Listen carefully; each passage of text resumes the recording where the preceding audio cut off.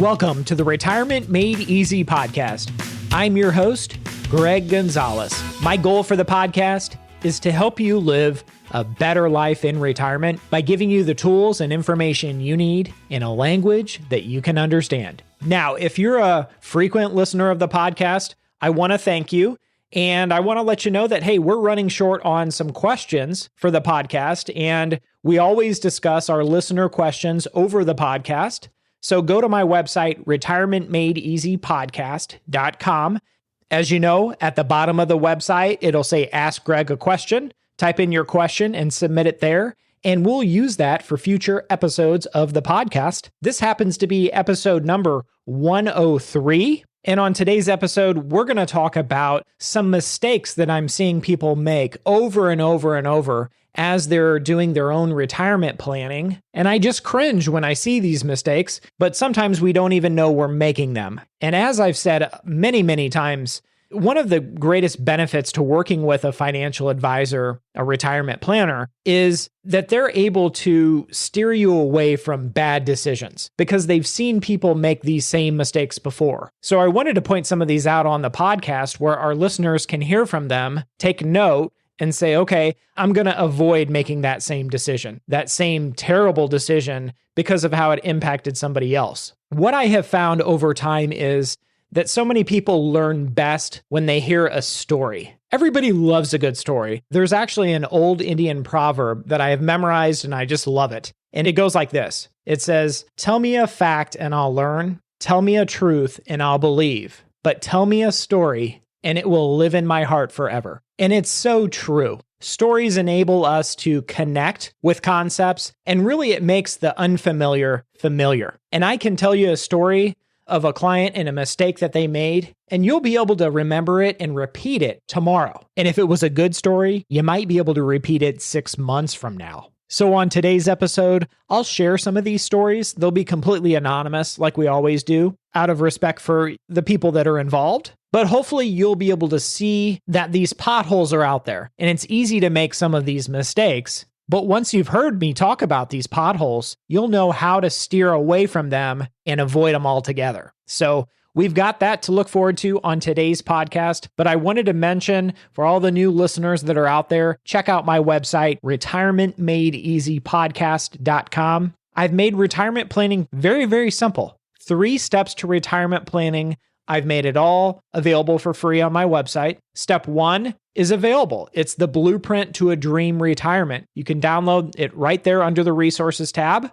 That resource will help you develop your blueprint to a dream retirement. If you're married, complete it with your spouse. But it's kind of figuring out what you want in your retirement. What's going to make you happy? Do you want to travel? Do you want to spend the winters in Florida, the summers in the Midwest, or wherever you live? What do you want that to look like? How often do you want to visit your kids and grandkids if you have them? What's going to make you happiest in retirement? That's what step 1 is going to do. Step 2 is figuring out what it's going to cost us. That's our retirement budgeting tool. Again, available for free right next to step number 1. Step number 2 is the retirement budgeting tool. Figure out how much this dream retirement will cost us month in and month out. And finally, step number 3 is the retirement action plan. It puts it all together. It answers all of those important questions that are so crucial to the success of your retirement. Let me give you a few just as an example. How do you optimize your Social Security benefits?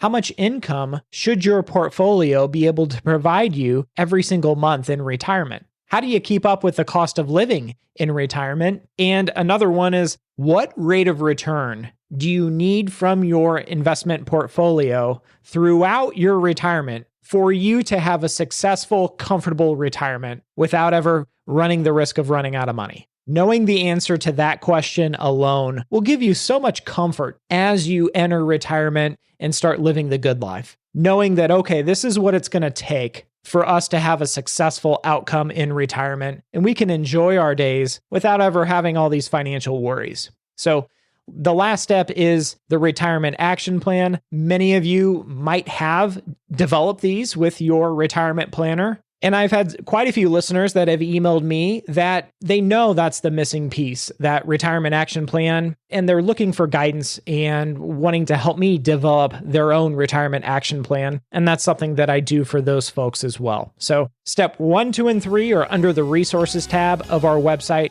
retirementmadeeasypodcast.com. All right, let's jump into this week's episode. I wanted to talk about some mistakes that I've been seeing recently, and I got permission from a very, very nice lady who called me recently, and we've been meeting over the past several weeks to share her story and the mistakes that her and her now deceased husband had made. And they are mistakes that everyone listening to this podcast can avoid. So I got a call from a lady, and she's in a really tough spot. She's now a widow. Her husband died several months back, and he made a series of bad mistakes. And I've been now working with his widow to kind of pick up the pieces. But to kind of tell their story, they had an age difference. And whenever there's an age difference between spouses that are retired, there are some extra challenges. And special planning needs to be made to account for that.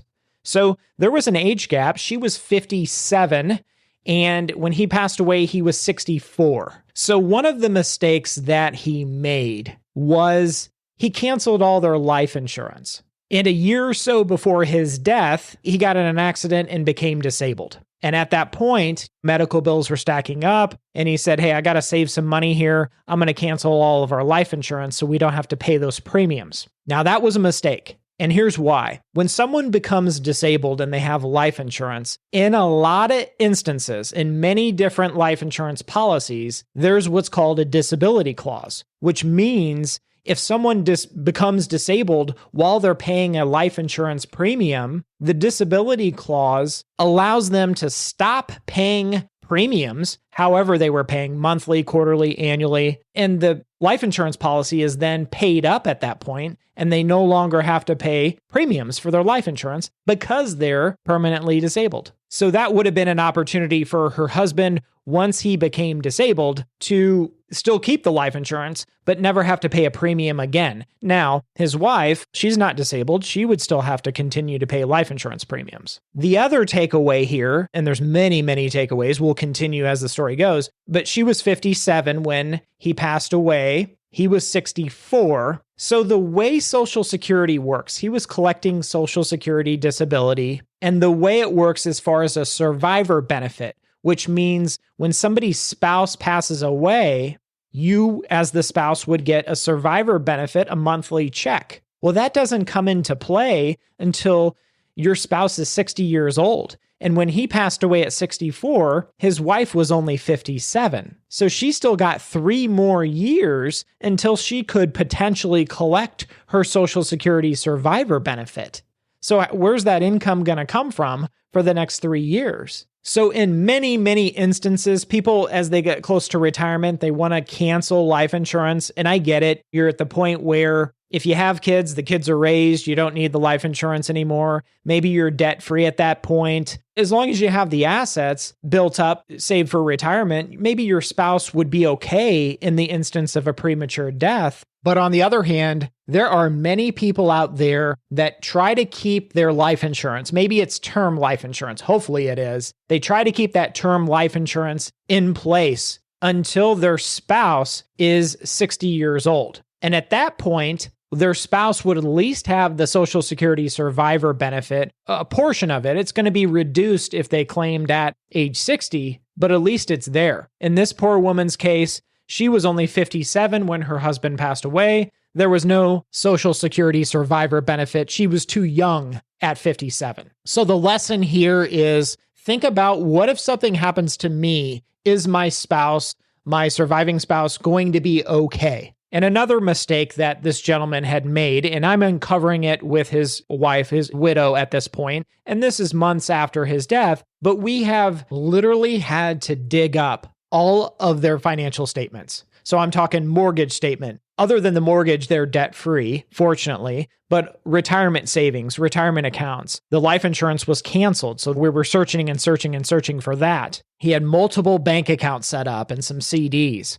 But the point that I'm trying to make here is he was his own financial advisor and he had left his wife completely in the dark. She called me up and said, "Hey, I don't know how to pay the bills. I know things are set up on auto pay, but I don't know really what the bills are. I don't know how our investments are invested or where they are." So the big takeaway here is if you want to be your own financial advisor, you have to keep your spouse informed of what's going on and where everything is. And I've had a lot of people say to me, "Oh, well, my spouse, my husband or my wife, they're just not interested in the finance stuff." Well, my question is, what happens in the case of an emergency like this? How's your spouse going to fare? And I actually have a client who was in the military a long time, then went into the private sector, worked his way up as a corporate executive. And he told me one time, he said, "Greg, the reason why we hired you is because in case something happens to me, my wife needs somebody that she can turn to as a partner and someone that we trust that knows where everything is, how much it's worth, and where it's headed. And that's why we hired you." And the way he said it, it was so profound. I wrote it down right there on my legal pad, and I've always remembered it. I mean, this client of mine, he's retired now, but I mean, he could be the president of the United States. But that's really the lesson there. Ask yourself, if something happens to one spouse, how is the other spouse going to be able to maintain this financial household? And to further my point here, I'm going to be more descriptive. This very, very nice lady, now a widow, allowed me to share her story so others can benefit from what we're saying here. When it came time to review her investments, the retirement accounts that her and her husband had saved all these years, she was able to bring me some statements. And fortunately, she was the beneficiary on them. The kids were the backup or contingent beneficiaries. But in looking at these statements, there was not a financial advisor that she was aware of. And it looked like the husband liked to do a lot of stock trading and ETF trading. And here's where it really, really got interesting, is the husband had invested the majority of their life savings in an ETF that it's called ARK, ARKK if you want to look it up. I'm not recommending this to anybody, but if you're curious, you can look up this exchange traded fund. Now, the story behind this fund is it's run by a woman named Kathy Wood. Now, this is a very, very volatile fund because it's primarily investing in the technology sector. Kathy Wood really made a name for herself because in the year 2020, which that was the COVID year, this particular fund was up 152%. So it really caught the eye of a lot of investors. And in this particular example, this widow's husband shifted a ton of money after that year of performance, outstanding performance, up 152% in 1 year. And so what the husband had done was moved greater than 90% of their portfolio. They had a $2 million portfolio at the time, and he had moved, like I said, greater than 90% of the portfolio was in this one ETF following that stellar performance of 2020. Well, guess what happened? 2021 came along and it wasn't such a good year. The fund was down over 23% in 2021. Now, here's where it gets ugly. Along came 2022. And as I'm recording this podcast here today, this particular fund is down greater than 50% for the year.